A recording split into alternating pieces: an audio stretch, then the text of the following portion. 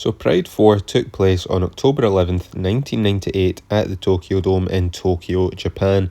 This is the final event of 1998 for Pride, and we are coming back off what was a pretty good event at Pride 3, which was coming off the back of a disastrous event at Pride 2, which was off the back of a middle-of-the-road event at Pride 1. Safe to say it's been a mixed bag so far in terms of Pride FC early days. Stephen Quadros, Bash Rutten on commentary, and we are kicking off number 4 with my most anticipated matchup of the night. And honestly, that's best case scenario, because this way no other fight can impact my judgment of this one. This can get in, get out without the stink of an hour-long draw coming before it. So by the time the fight that you actually want to see starts, you don't want to see any MMA anymore. And you can't even enjoy the fight that you were looking forward to, but I digress. Ice cold Igor Vovchanchyn versus Gary Big Daddy Goodridge. Goodridge has honestly been the MVP of early Pride. 3 events, 3 good fights, 2 amazing knockouts. He's up against Igor, who's on like a 26 fight win streak or something like that. Like, he's in his Khabib Nurmagomedov era. But he's taken on Goodridge, who's 2-1 in Pride. And he's been improving, to be fair to Goodridge. Only 13 pro fights. He's been fighting for about 2.5 years at this point. And had 13 fights. I would kill for someone to have this activity these days. But the fight starts, Goodridge clinches, high body lock, gets the takedown on Igor and cuts Igor. I think on the way down there was a head clash. Goodridge attempts the heel hook, not a smart move. Igor literally just stands up and gets out of it, completely giving up the position, and Igor is into mount. Goodridge almost gives up the back, ends up on the feet, and then takes Igor right back down. I doubt he goes for another heel hook. Almost looks like he attempted the walls of Jericho. I can't believe somebody actually attempted a Boston Crab finish, and it's not even the only one tonight. Goodridge lands some big ground and pound in the guard, and luckily for Igor, nothing really landing flush here, but that was the same strikes that we seen nearly kill Amir at Pride 3. Goodridge gets another takedown on Igor, a lot of blood on Igor's face. Goodridge stands up and asks the referee, "Can I kick face?" I mean, at least he asked this time, because I still remember the sound of that soccer kick he hit Oleg Taktarov with at Pride 1. He ends up not throwing the kick, but it was funny that he asked. Igor's back up and the 2 clinch. Goodridge lands some good knees, and Igor on the break lands 2 left hooks, one after the other, and sends Goodridge back into the corner, only staying on the feet because of the ropes. And I don't know if the rules are you can't use the ropes to stay standing, similar to like in UFC, you can't use the cage to get back to the feet, or the ref will call the fight. But to be honest, I think they could have just let this go on. I mean, maybe it was a good stoppage, another shot and Goodridge could have been out, but he didn't look completely out of it, even although he never protested the stop. Like, he did speak to the referee, but he didn't look like pissed off. It was more like confusion as to what was happening. A good win for Igor on his debut. Another good fight from Gary Goodridge, who delivers again. He seriously is the best part of early Pride, but I'm sure we'll see both these guys back very soon. Next up, we have Akira Shoji, who has to be best friends with a promoter at this point. I said it in the last video, he's back again. 4 in a row. And Goodridge has been on 4 in a row as well, but Goodridge has some name value off of UFC and is actually entertaining. Shoji has had 6 fights, and we've seen 2 of them go the distance, 30 and 40 minutes a piece. Why are we backing this guy to the hill like that? But he's up against Waleed Ismail, who we seen at UFC 12 lose a decision and then never seen again. But he's washed up in Japan for Pride 4, and let's see how he gets on against Shoji. So the fight starts and Bass says that Ismail will want to take this to the ground, and he's right. Ismail goes for the takedown instantly, but doesn't really have control. Shoji's just like sitting up in the corner whilst Ismail hooks his legs. Shoji makes it back to the feet. Ismail goes for the single leg, and Shoji has some pretty good defense here. And As I say that, he's then back down, but there's little control time for Ismail. He lands some ground and pound sporadically here and there, and then back up to the feet again, back down to the ground again, and into half guard. Ismail lands some flush shots, but nothing really devastating, just kind of clean strikes. He finally has been able to get some real control, and he's into mount, and I say that Shoji is able to get back to the feet, and then he just spams every fucking button on the controller, swings wildly, hits nothing, before being taken down again. Jesus fucking Christ. Shoji's able to get back to the feet again, and we get tangled up in the ropes, and we restart with Ismail in the single leg, and we're back down to the ground into guard for the end of the round. Into round 2, Ismail looks tired and gets dropped twice, between a combination of him being just so tired and then also getting smothered with hands. The referee jumps in for the standing TKO. Shoji gets the win, similar to Goodridge in the first fight. Ismail grabs the ropes as he's stumbling around, and that's what makes me think that that must be the rule here. They never tell us what the rule is, but the referee jumps in. I understood this stoppage. Again, it's similar to the Goodridge one, where it's like, it feels inconclusive when the fight gets stopped early like this. I understand protecting the fighters, but people have made a comeback from being rocked before. I think you just kind of need to let these fights go on. Again, similar to the Goodridge one, if he doesn't grab the ropes, the fight might still go on. But, who knows. Daijiro Matsui is back after his 40-minute draw with Shoji at Pride 3, where he lost every round for 40 minutes. He's back again, and he's up against Sine Kikuta, who fought Renzo Gracie in a near 75-minute extravaganza, of which I skipped more than half of because it was so fucking bad. So I'm not looking forward to this. My expectations are already on the floor is an understatement. It's through the fucking basement. And somehow I'm still anticipating it being worse than what I'm thinking. The fight starts with Bashrutin saying, I hope Kikuta isn't on that same bullshit he was against Gracie. That is a absolute direct quote, by the way, he said that. And he thinks that this fight's going to be boring. And I have to agree. So Stephen Quadros is more hopeful, right? Don't worry, it doesn't last long. So Stephen Quadros is more hopeful. The two then clinch in the corner, and he seemingly just gets PTSD thinking, oh no, we've seen this one before. And he's right, we have seen this one before. See if you heard my review for either of these guys' last two fights. I mean, Matsui to a lesser extent, because the first couple of rounds with Shoji were okay, but again, it just drags on. 40 fucking minutes is way too long. Kikuta is completely irredeemable, right? He should be sentenced to firing squad. Guy is fucking terrible. Oh, I thought I was supposed to digress, right? Kikuta gets the takedown. Matsui is familiar with being on bottom after his last fight. The referee comes in to move them away from the ropes, even though they aren't that close to the ropes. Again, we just pick and choose when we need to move people, but I've seen people tangled in the fucking ropes and they still don't reset them. These guys aren't even in the ropes, and then all three referees jump in to drag them back to centre. Matsui is able to get back to the feet for a moment before being taken down again. We had Carlos Newton versus Sakuraba, which was really entertaining, and I'm tired of having to say that good grappling can be entertaining, but I'm also tired of having to say that lying on the ground and not looking for any sort of fucking advance or any sort of finish is boring as fuck. Matsui is able to end up on top after a nice double up kick that landed straight to the sternum, but nothing in terms of actual ground game, so we stand back up. Matsui lands a nice right and then a low kick as the round ends into round 2. We're into half guard and then side control after a failed jumping side kick from Matsui. This is how he starts the round. And I have no notes here. Until what feels like an eternity, Stephen Quadros just says that Kikuta is just not an exciting fighter. And I have to agree with that.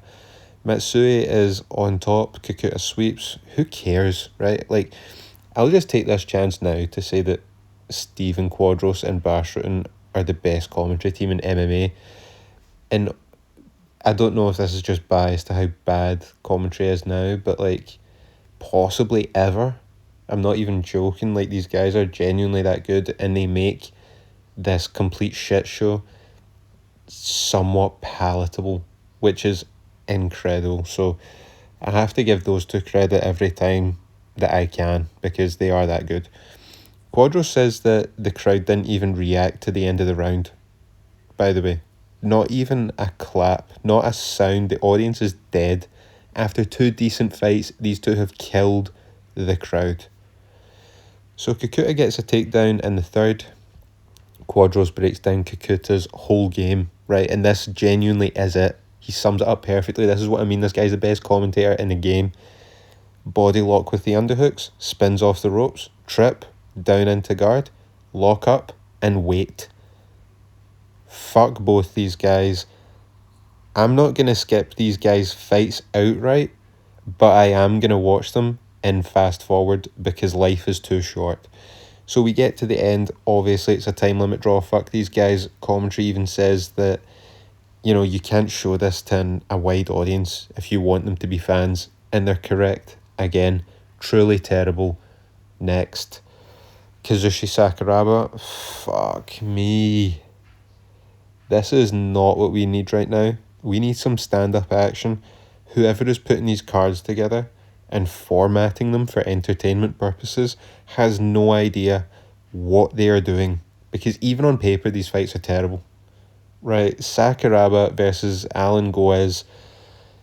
We seen Goez in our last UFC review at UFC 17, and he's the guy who sat on the floor on 3 separate occasions trying to beckon Dan Henderson into his guard. Even though he was winning the stand-up, he still chose to sit down in the middle of the fight. Thank fuck he lost that, by the way. But literally, he was winning the stand-up. Like, outside of the clinch, which was where Dan Henderson actually found success. But, like, Sakuraba isn't going to do that. So I'm telling you right now, this is going to be a time limit draw. Right? Goez could stand on the feet. But, you know, it's a Sakuraba fight, so you know that the strikes are just going to be limited. The fight starts, Sakuraba's in the guard, and Goez, at least Goez is going for a submission here this time, but Sakuraba escapes, stands up, and Goez just stays sitting on the ground like a fucking bitch. Like, both men kicking at each other whilst Goez is still on the ground. I don't think he stands up all fight. And commentary's getting really excited about Goez throwing these up kicks. But they aren't landing. Like, I can't pretend to get excited about a guy lying on his back and missing up kicks, and I love commentary, but I cannot support this. Like, this is not good. And as I say that, we get some actual excitement as Goez grabs a body lock on Sakuraba, looks for the rear naked choke on him, has the arm under the chin as well, but Sakuraba manages to escape, but it looked really, really close. Now, I can get behind that. Attempts to finish, not just laying down, spamming up kicks, then, you know, getting a takedown, maybe. Round 1 ends with Goez on top. Round 2, Sakuraba takes down Goez, who sweeps. He's now on top, sitting in the guard. Quadros says, I think we're going to see an explosion here, and I would kill for somebody to blow the ring up right now. Sakuraba does what he does, gets so focused on an arm lock, completely gives up his back, is fortunate not to get punished, but, you know, it goes how it goes. He's back on top. Sakuraba attempts an armbar, not locked in. Goez escapes. Sakuraba stands up, and Goez stays lying on the ground.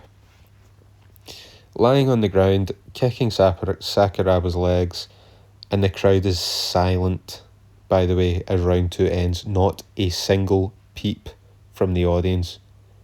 They do not care. Round 3 starts. Goez gets the takedown. He's on top in the corner. We restart in the centre. Goez keeps trying to get the choke, and Bashrutin is trying to telepathically tell Goez Here you can like knee the body, by the way. You can actually use strikes on the ground. Why does nobody strike Sakuraba on the ground? But Goes manages to get the choke again. It looks tight, but he still can't close the fight. Sakuraba manages to escape. More ground game, as Quadros says, this is one of the best grappling matches he's seen. And I believe him, right? I believe that he believes that. He's not being disingenuous like other commentators who pretend to like this shit just to rage bait. But, like, we seen Sakuraba and Newton, that was better than this. But, you know, different opinions. The third round ends, so does the fight. There are no judges here. The fight is ruled a time limit draw. Did you really expect anything else? I think we predicted this at the start of the fight. As soon as Goes lies on his back, because Sakuraba's there to get hit, he is, and nobody strikes him. Please, like, is this a thing with Sakuraba fights? I know that he's a submission guy. Why does nobody strike with him, stand on the feet, even strike him on the ground? They'd never do it, ever. But that's how that goes. That's fucking 2 time limit draws in a row. Who could have predicted? Next up, we have Yuhi Sano against Satoshi Honma. Sano lost to Hoyle Gracie at Pride 2. We reviewed that fight on the channel, and look, I'm fucking sick to death of this. You can imagine how that fight went. This is our first time seeing Honma, and holy shit, Honma knocks down Sano with the first strikes of the fight. Sano manages to take Honma down, but does absolutely nothing with it. As we get back to the feet, some decent clinch work by Honma, landing some knees. Sano's fucking terrible. Honma is just piecing him up on the feet, and this is what we needed. This is what we have been missing. Honma is just walking Sano down, landing on him. He knows he has the beating of this guy, at least on the feet, and he's doing a good job stuffing the takedowns, keeping the fight standing. He's landing those leg kicks and hooks one after the other. He is just dominating this poor guy. Genuinely, I almost felt bad for him. He lands a nasty combination. Sano is bleeding a lot, like just all over the place. This turns into a fucking crazy trade as the referee then doesn't call the fight, but he steps in to get the cut checked on Sano's face, and the fight is able to be restarted, thank God, because this has actually been entertaining. So I think the cut was actually just under his eye. It wasn't actually affecting his vision, so the fight was able to be restarted. And I mean, from a viewer's perspective, that's amazing, right? You're thanking God. Sano is probably thinking that this is the fucking work of Satan, that he has to go back in there and eat more hands from Honma, because Honma just starts spamming knees in the clinch, teeing off on Sano. This was a hilarious pasting. And when you think about the first 2 fights tonight that were prematurely stopped, the referee just stood idly by while Sano took, again, just a pasting from Honma. This was easily fight of the night so far. We'll get to what happens here later on, because you never know. Something could be better than this. And this was much needed. Seriously, much needed after the last 2 fights. Very entertaining, a good win for Honma, and I want to see him back soon, and he will be back at Pride 5. We'll see how he gets on there. But next up, we have Marco Ruas in his second Pride fight. He beat Gary Goodridge at Pride 2. He's taking on Alexander Otsuka, and Otsuka has a pro wrestling background. He even has fucking Tiger Mask in the corner. For those who know, I'm not going to explain Tiger Mask. If you know who Tiger Mask is, he's there in the corner of Otsuka. And Ruas has Bash Rutten in his corner, and Bash Rutten is also on commentary. I don't need to explain the fucking post-production commentary that Quadros and Rutten are doing. I'm sure you'll understand. And he starts on top. Land some ground and pound, nothing too clean, nothing devastating. Ruas is comfortable just throwing up the guard and holding Otsuka while he's on top, and Otsuka just gets up, and Marco Ruas channels his inner Alan Goes as he sits there and lies on the back. I've never been more disappointed because I really like Marco Ruas. Those who have been following the Retro Review series, I try and give this guy praise whenever I can because I really like him. And this just fucking depressed me. Ruas attempts a leg lock from the bottom, the same way that he finished Gary Goodridge. He also had a heel hook finish in UFC against Larry Thunderfoot Curitin, for those who watched that retro review on the channel. I think that was Ruas's debut. I think that was UFC 7. But Marco's able to sweep. He ends up on top with a couple of minutes left in the round. Otsuka panics, spins whilst in the mount. We've been over this before. Never a good idea. Just willingly giving up the back. Marco goes for the choke. He can't quite get under the chin, but he looks for the submission anyway. He's close to the ropes. He's got it over the chin. Not quite under, but he's there. He's close to the ropes, but the referee's letting it go. He's not restarting the fight. It looks close, but the bell rings. Otsuka is saved. By the end of the first round, Ruas looked very, very tired in the corner as we await the start of round 2. And when round 2 does start, he is moving so slow. He looks so tired. His hands aren't even... It's not even that his hands are low. They're not even there. They're just like down by his side. It's as though he's just fucking standing up straight. And he's that tired. His arms are that heavy. He can't even move them. Otsuka shoots and Ruas sprawls. Ruas, I think, must have been sick or something like that before the fight. Bashrutin is trying to run PR for him, saying like why he looks so tired because he was ill and he's on some sort of medication. But look, Otsuka, we're here now, right? We need to just call what we're seeing. Otsuka has Marco pressed in the corner before. Both exchange strikes. Nothing too crazy here. Otsuka is able to trip Ruas, get the takedown, and is into half mount. Lands some sneaky shots before a couple of big ones, and now Ruas is bleeding. And that gets a reaction from the crowd. They're finally up. And Otsuka just starts raining ground and pound on Ruas, who survives, but like he's so distracted by the cut. He keeps rubbing his eyes. Ruas is slow to get back to the feet, and again commentary is running the PR, the medicine, I'm presuming antibiotics, and they're having a negative impact on Marco, slowing him down. He gets back to the corner and cannot continue. Otsuka wins and does a backflip off the ropes. I was not expecting this, but a decent fight, unexpected win, underdog story, good for Otsuka. This wasn't great, especially when you consider that half the parties here were sick, but it was fine, inoffensive. Again, nice win, underdog story, good for Otsuka. Next up we have Mark Kerr versus Hugo Darte.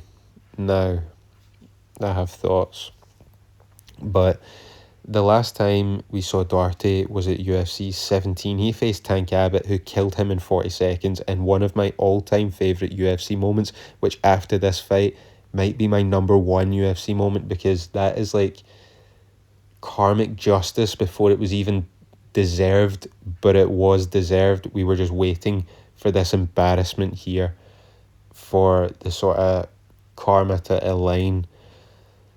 But Tank Abbott walked off on Darte, out the cage, up the aisle. The crowd reaction the whole time, genuinely amazing. If you haven't seen it, you have to. Seriously, one of my favourite UFC fights.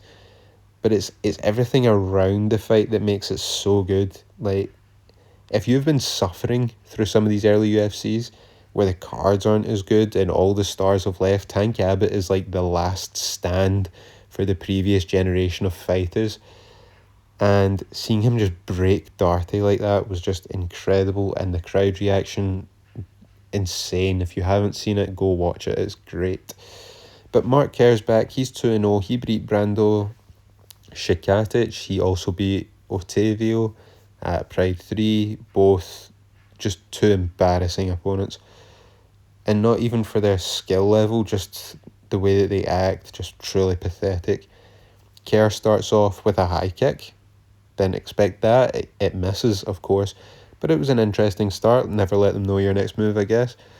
Mark Kerr gets the takedown. That's more of what you expect. We've become accustomed to this from the Smashing Machine. Not a lot of groundwork. Kerr stands up, then throws himself into the guard as Darty purposefully just drags himself into the ropes so that he can get moved back to centre. Just stalling piece of shit.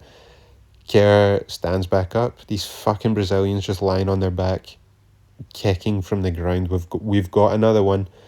Goes, Ruas, and Darty, for fuck's sake, all on the same card. 3 out of 4 fights. We have these guys purposefully staying on their back, and the other fighter just humours this bullshit. Just stand back and let him up. Kerr can easily take this guy down again. So just let him stand back up, then take him down, and at least you're on the ground in your terms. Why humour this bullshit? We get to round 2, we get a takedown from Kerr immediately, and Bashrutin has his head in his hands, as do I, which of course I found hilarious. And the camera turns back round, and Darty has this massive cut on his eye, thoroughly deserved. There's a lot of blood. It looks like it's just under his eye, so he's able to continue, but we just restart back in the guard. Quadros with a great point here, talking about how Goodridge is just the best and why he's so entertaining, because he always goes for a finish, always looks to do damage, always tries to win, which is true. And you know me, I love giving credit to Gary Goodridge, right? I think he's great.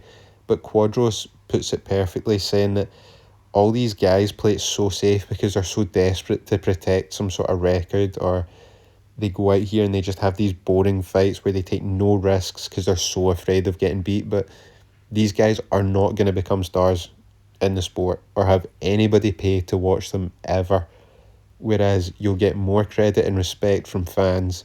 You might actually gain fans if you pursue the finish and take risks even if you get beat. Goodridge has been the highlight of these Pride events. Easily the best part. He's had 4 fights, won 2 and lost 2. But he's the most entertaining guy to watch because he always sends it.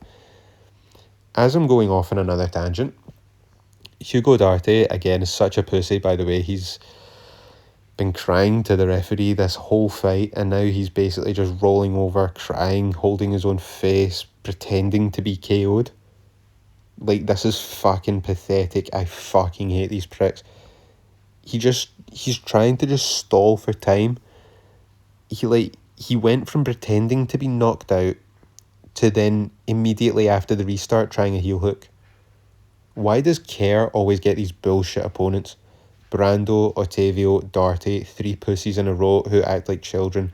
It is fucking embarrassing. More ground game where nothing happens as we go into round 3. I hope Mark Kerr genuinely kills this guy, is the note that I've written down here. Like, I genuinely hope he kills this guy and lands super necessary follow-up shots and absolutely mashes this guy's brain to smithereens. That is my notes word for word. Round 3 starts. Hugo lies on the back. I'm fast forwarding to the finish. Fuck this fight. I might genuinely stop the Pride reviews because this is the worst shit I have ever seen in my entire life.